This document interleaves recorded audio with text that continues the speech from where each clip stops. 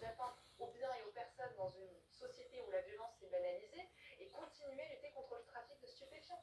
Et il l'a fait d'ailleurs en tant que ministre de l'Intérieur. Opération Plastate XXL, c'était Gérald Darmanin.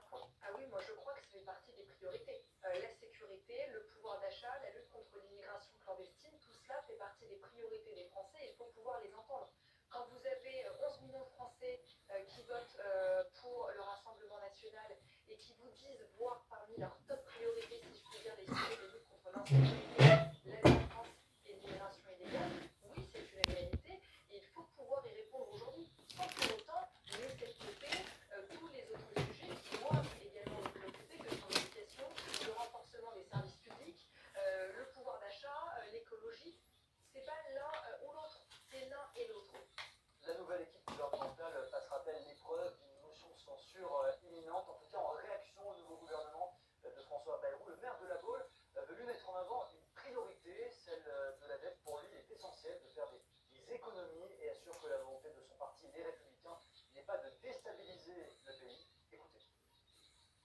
On est dans un moment très difficile. On est dans un moment de crise politique, de crise économique, et on pourrait y revenir, et aussi de crise sociale. Et donc c'est un moment grave qui demande à la fois de l'unité et du rassemblement. Alors je pense qu'il ne faut pas voir à l'échelle de sa chapelle politique, il faut essayer de voir à l'échelle des enjeux qui nous attendent. Et c'est sans doute là la grande difficulté du gouvernement Bayrou par rapport au gouvernement Barnier, c'est-à-dire la possibilité d'élargissement qui n'avait pas été réussi en fin de compte malheureusement de la part de Michel Barnier et qui semble encore plus difficile pour François Bayrou.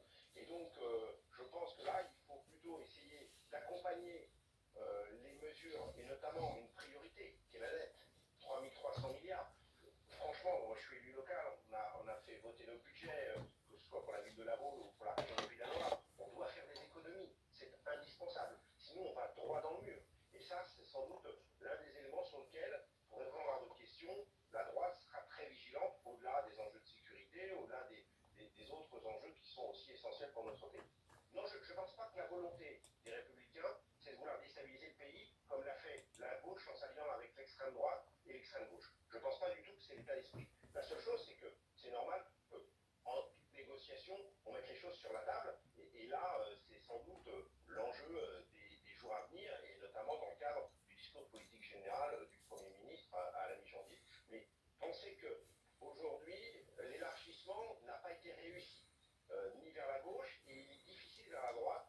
Donc c'est sans doute ça l'enjeu du gouvernement actuel pour permettre d'essayer de survivre dans le temps. Parce que c'est ça aussi, il y a une épée de Damoclès qui est au-dessus de la tête et qui peut-être à un moment donné tomber sur le Premier ministre rapidement, parce qu'on le sait très bien, l'enjeu de censure est là.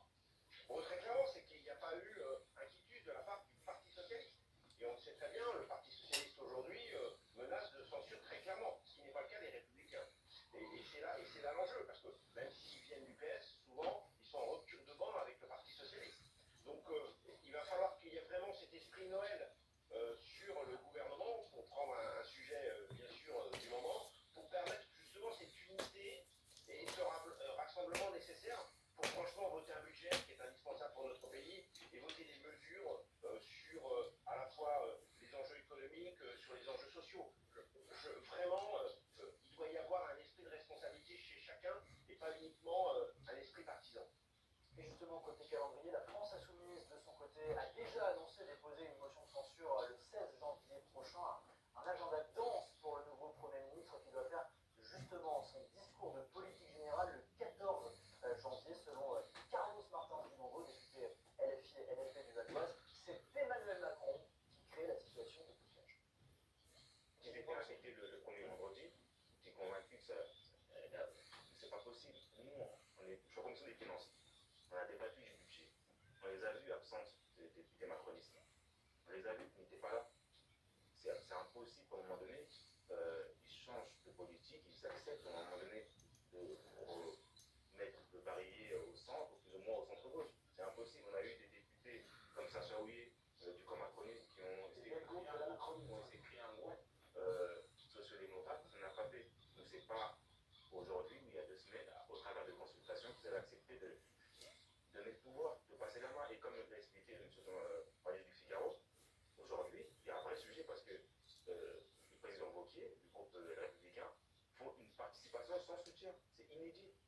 participe au gouvernement sans soutenir le gouvernement, et ça va être très compliqué pour M. Bayrou. C'est pour ça qu'on appelle aujourd'hui à la responsabilité du président, parce que c'est lui qui est l'origine de ça. Il a déclenché une dissolution. Aujourd'hui, il met encore M. Bayrou en difficulté, parce qu'il n'est pas très à l'aise, M. Bayrou, cette position. Et au final, il va y avoir une motion de censure qui va être déposée le 14, après le discours de politique générale. Donc une motion de censure le 16 janvier et un débat budgétaire éventuellement en février qui va se clôturer par un 49.3 et ensuite encore une fois une motion de censure et il sera amené à tomber. Et au final, c'est quoi le problème? C'est que le président veut utiliser de tout, mais c'est sa démission aujourd'hui qui pourra ne pas sortir par le haut. Je vous réponds. Aujourd'hui, Emmanuel Macron, depuis l'Élysée, crée le blocage. Il n'avait juste à nommer une personne issue du NFP comme Lucie Castet et demander à son bloc central, le bloc bourgeois, je dois appeler comme on veut, Gabriel Attal, de dire de ne pas censurer. Ils engageaient juste de ne pas censurer. Vous savez, encore une fois, nous sommes le seul groupe parlementaire au moment du PLF à avoir gagné 150 amendements. Les compromis se font pendant le budget. On a gagné des amendements. Il suffisait de faire ça. Mais aujourd'hui, quand on crée ce blocage-là, une fois que M. Bayrou sera censuré, qu'est-ce qu'on fait au final? Il faut ensuite laisser. Moi, je pense que les Ça change sachets. la musication. Non, il faut laisser. À un moment donné, c'est la démission de Emmanuel Macron. Il veut s'accrocher au pouvoir. Parce que pourquoi? Vous dites, vous parlez des sondages. J'entends, tout de suite, mais les Français en responsabilité seront faire mentir les sondages. Comme au moment des élections européennes après la dissolution, le 30 est tué, les Français ont voté en responsabilité. Et dans le reste de l'activité, il y a aussi ce drame, l'origine des retards de train en cascade le soir du réveillon de Noël sur l'axe reliant Paris à Lyon a été confirmé par la SNCF. Il s'agit du suicide d'un conducteur qui a sauté de son train en marche. Le ministre des Transports est revenu sur BFM TV sur ce compte. Oui, tout à fait. On est tous très affectés par ce qui s'est passé. C'est vrai que vous l'avez dit, c'est un cas extrêmement rare. Il y a régulièrement des voyageurs ou des passants qui se jettent sous les trains et qui malheureusement se suicident, et notamment dans les périodes de week-end, les périodes de fête, et c'est déjà un drame. Et là, c'est un agent de la SNCF, un conducteur qui a sauté du train et qui a commis cet acte irréparable pour lui, pour sa famille, et ça a causé un trouble, une catastrophe qui est reconnue, avérée, et qui aurait pu être encore plus grave, puisque je rappelle que sans le système de sécurité qui est mis en place, aurait pu également être une catastrophe ferroviaire particulièrement lourde, avec des centaines, voire presque 1000 passagers qui auraient pu perdre la vie. Oui, je pense que votre expert le confirmera. C'est quelque chose, c'est cette veille automatique avec contrôle du maintien d'appui qui fait qu'au bout de quelques instants, quand la pédale n'a pas été actionnée, le train s'est arrêté environ à moins de 3 km de l'endroit où le cheminot a sauté, et ça a permis de ne pas avoir de blessés dans ce train, et malheureusement qu'un mort, mais un mort de trop, avec le conducteur qui a souhaité mettre fin à sa vie. Il va y avoir très certainement un retour d'expérience sur ce drame, peut-être également une enquête au niveau du bureau d'études, comment améliorer justement, ou en tout cas prévenir ce type d'événement. Évidemment, c'est très difficile. Vos cheminots, d'ailleurs, ils sont suivis régulièrement, des visites médicales sont effectuées. Oui, ils le sont. Il y a une cellule psychologique qui est en cours, de ce que je sais, mise en place par la SNCF en ce moment également, à la fois pour ses proches, pour les contrôleurs qui ont découvert que leurs collègues n'étaient plus aux commandes de ce train.